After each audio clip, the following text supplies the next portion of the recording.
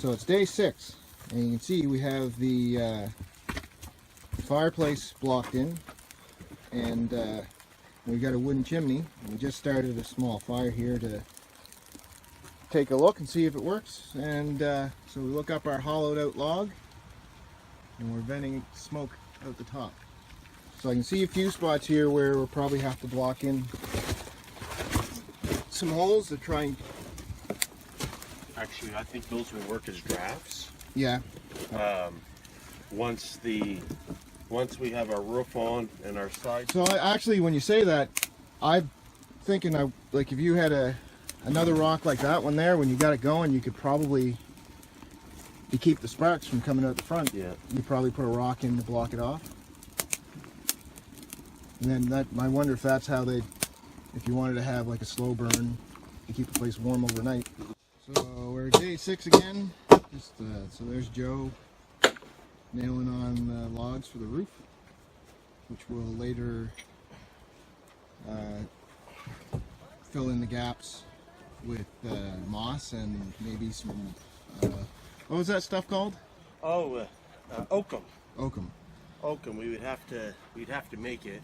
Yeah. So anyway, It's what oakum is what they used to chink boats with back in the day. And basically what oakum is leftover pieces of rope and junk pieces of rope that don't go to waste. They untwist them and they add like some type of a tar, like a pine tar or whatever, and they chink the big gaps in boats with it. So they also use that in log cabins as well. So we was thinking if we have a hard time finding enough moss to chink that with, we might take that manila rope, untwist some of it, and somehow make oakum to fill in some of these cracks here, especially the wider gaps. Alright, so here you see the flue still working.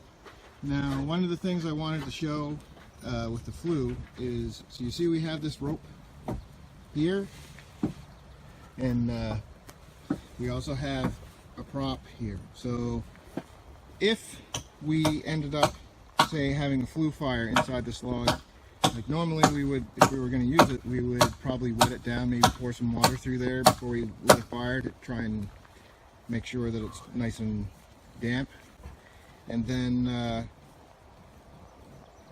if the log caught fire or dried out and we had a flue fire, to save the rest of the structure, we would cut the rope and kick away the prop and then pull either the flue would fall away on its own. I think this one's probably a little bit too big for that, and it wouldn't come out easily.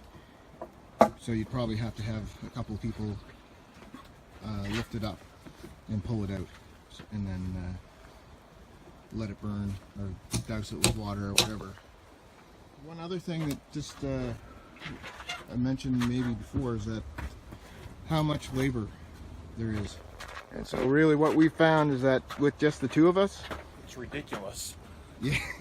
yeah, everything requires so much manpower that everything stops when we have to do any kind of work that has any amount of lifting or going and getting things or whatever. And it's strenuous too. Like, it's like at the end of the day you're sore.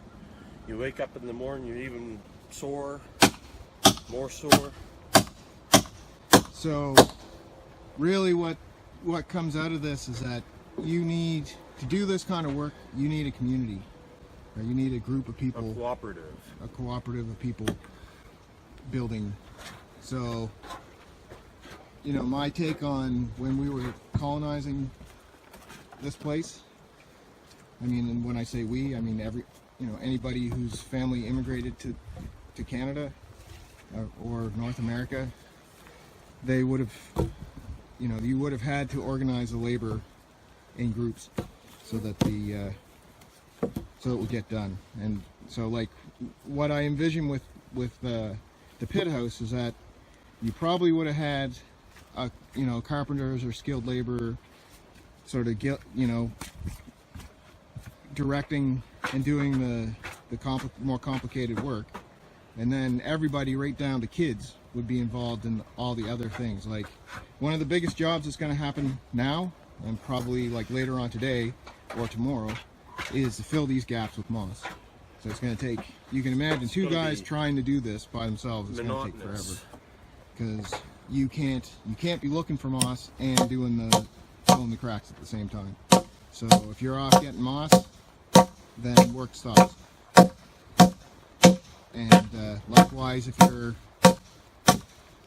excuse me, once you're smoking my face, once you exhaust your local moss, then it means you got to go further and further and further, and so things will just slow down.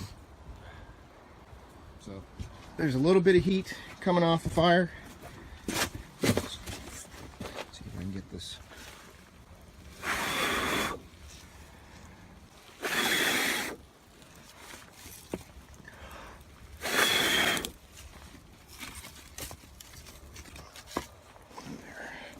So what I've been doing is putting some of the wet stuff up here to dry out a little bit.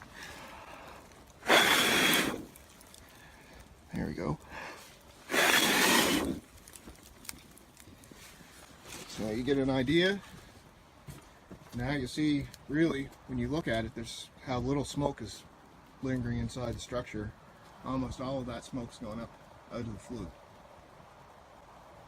So again, though, to cut, you'd have to go in the woods and identify a log like this.